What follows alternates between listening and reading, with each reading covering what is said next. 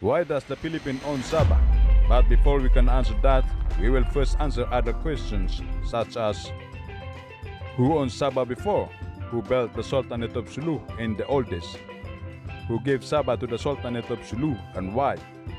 Questions that you want to know the correct answer. When you watch this video, you will know everything about Sabah from ancient times until today. These are the other questions. Why does the Philippines own Sabah? Which country is ruling Sabah today? And how did they get it? Only deep answers can enlighten our thoughts. There's more. Why didn't Marcos fight for Sabah? Who sold Sabah to Malaysia? How did the heirs of Sultanate of Sulu win almost 15 billion US dollars? Here, we will explain one by one all the questions that are troubling your mind. What is Malacanang stance now? What is Malaysia's answer? I know that you want to know the answers to those questions. Let us start. First, who was the first owner of Sabah before? During the golden era of the Brunei Sultanate between 1485 and 1524, did you know that it was called an empire because Manila and Palawan were also under their rule? That's why the 5th Sultan of Brunei, Bolkiah, owns the Sabah that is now contested. The second question is who built the Sultanate of Sulu? It was founded on November 17, 1405 by an explorer and a scholar from the Sultanate of Johor named Sarif al-Hasim. He lived in Buanza, Sulu.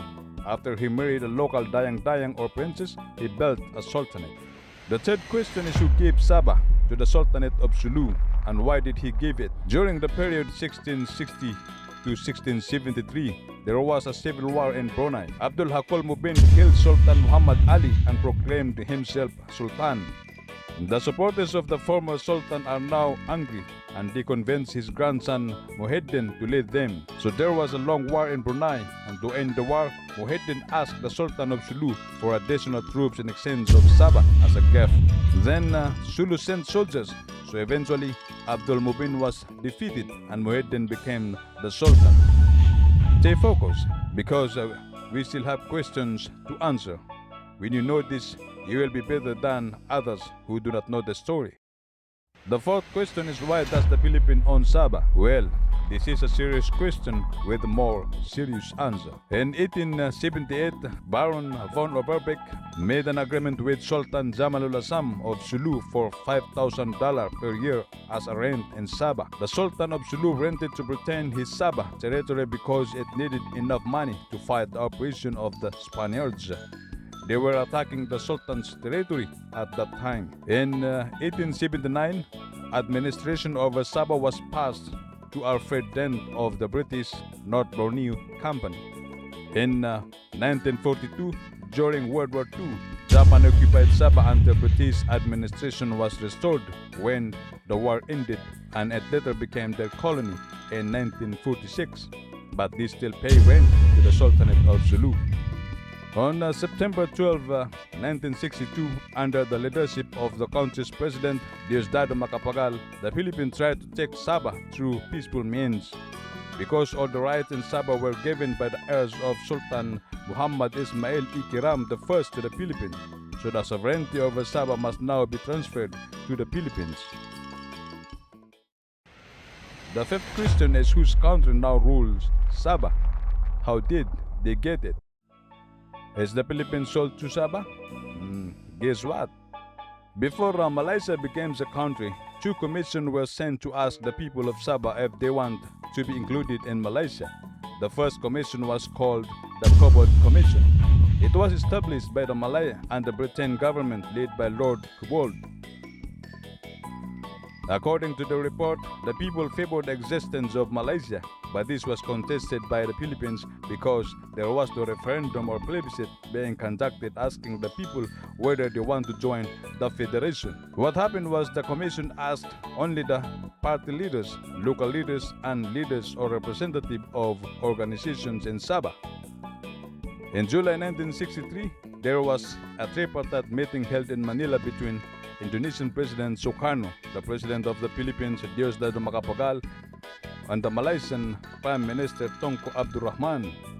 The three signed an agreement where the Philippines and Indonesia will only agree for the inclusion of Sabah to Malaysia if the people are going to be asked by a free and impartial authority. In accordance with the agreement, the United Nations mission was established in Borneo consisting of the UN Secretariat from Argentina, Brazil, Ceylon, Czechoslovakia, Ghana, Pakistan, Japan, and Jordan. The report, written by the UN Secretary General U Thant, found that majority of the people there preferred to go with Malaysia. The Philippines rejected the findings. After then, Sabah went to Malaysia. The sixth of our question is why Marcos did not fight for Sabah. It's not that President Marcos Sr. did not defend Sabah then. In fact, he secretly authorized Major Eduardo Marteleno to lead the secret commando unit CUD named Zabida to start an operation called Mardika of Freedom. It aims to reclaim Sabah from Malaysia. This plan backfired because when the more youth found out the reason why they were being trained, which is to attack Sabah, they refused because the people in Sabah are their relatives. The government was afraid that Malaysia might find out, so they killed the young trainees, and the only one who survived was Zaiben Araul. This was revealed by former Senator Ninoy Aquino to the world. The seventh question is who sold Sabah to Malaysia? No one sold Sabah to Malaysia because on August 4, 1977, at the Asian Summit, President Ferdinand Marcos announced that the Philippines will take concrete steps to remove one of the burdens of the Association of Southern Asian Nations, ASEAN, the Republic of the Philippines' claim to Sabah. Following Marcos' ouster, President Corazon Aquino sought to officially end the claim before the 1987 Asian Summit. A bill to repeal Republic Act 5446 was filed by Leticia Ramos Sahani in the Philippine Senate in 1987. The bill was widely criticized for effectively undermining the country's claim to the territory. Muslim members of Congress also expressed their strong opposition to the proposal for fear that it would jeopardize the ownership right of the Sultanate of Sulu. Eventually, Sahani decided not to pursue the passage of the bill. Although Aquino's successor Fidel V. Ramos also failed to gain consensus to drop the claim, he officially set aside the dispute to improve relationship with Malaysia. Later, President Gloria Macapagal Arroyo also did not get a consensus on the matter. The 2009 Philippine baseline law did not include Sabah within Philippine territory, although the Philippine government at that time stated that this did not affect the claim. The eighth question is how did the heirs of the Sultanate of Sulu won almost $15 billion? Jamal al-Kiram III's daughter Sarima al-Kiram commenced commercial arbitration proceeding in November 2017 against the Malaysian government at the Madrid High Court, Spain. When the heirs of the Sultanate of Sulu filed claims in February 2018, Malaysia did not send any representatives there to dispute the claim. The place of arbitration was later transferred to France. In February 2022, the Paris Court ruled that Malaysia violated an agreement signed in 1878 of annual cession and must pay at least $14.92 billion to the descendants of the Sulu Sultanate. In July 2022, the Bailiff Court in Luxembourg served Petronas Azerbaijan and Petronas South Caucasus a cease order on behalf of the descendant of the Sultan of Sulu. The ninth of our question is what is Malacanang stands now. This is what the palace said recently. The claim of the descendants of the Sultan of Sulu is in the nature of a private claim between two private parties and does not involve the government. President Ferdinand Marcos Jr. spokesman said, referring to the heir and the Malaysia. Therefore, it is not an issue of sovereignty or of territory at this time. Texas Cruz Angeles told reporters at a news briefing.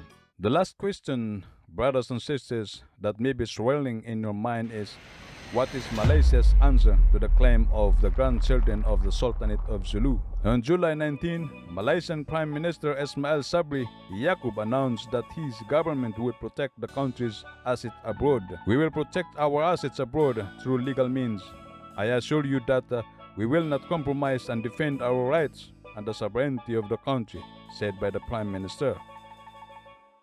Thank you very much for watching. I hope we were able to inform you. Subscribe to our channel so you can watch videos like this in the future.